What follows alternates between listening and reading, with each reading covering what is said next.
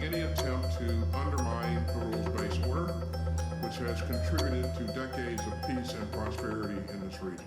No, we are absolutely not trying to establish a NATO in the Indo-Pacific.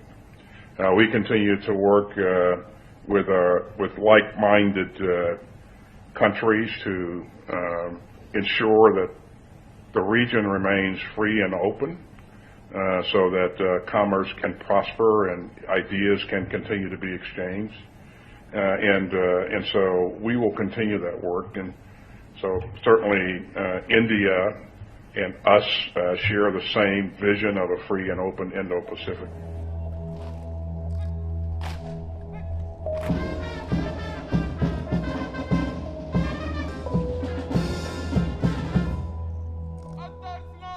This all matters because we face a rapidly changing world. We see bullying and coercion from the People's Republic of China, Russian aggression against Ukraine that seeks to redraw borders by force and threatens national sovereignty, as well as transnational challenges such as terrorism and climate change. Thanks again for having me today, Mr. Minister. It's always great to come to India.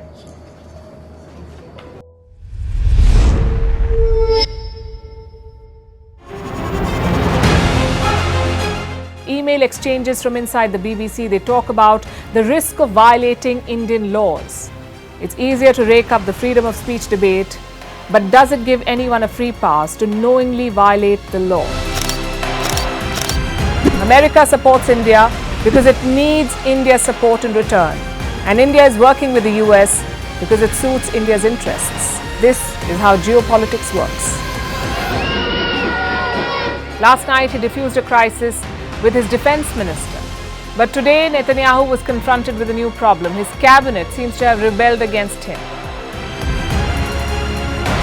The UK is looking at the Indian subcontinent to fill its coffers. That India seems to be negotiating from a position of power, like a partner and not a former colony.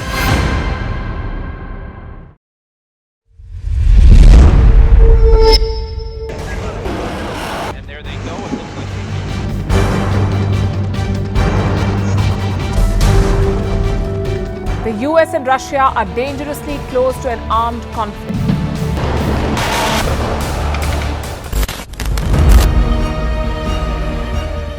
This year, 2023, New Delhi will be the capital of global diplomacy.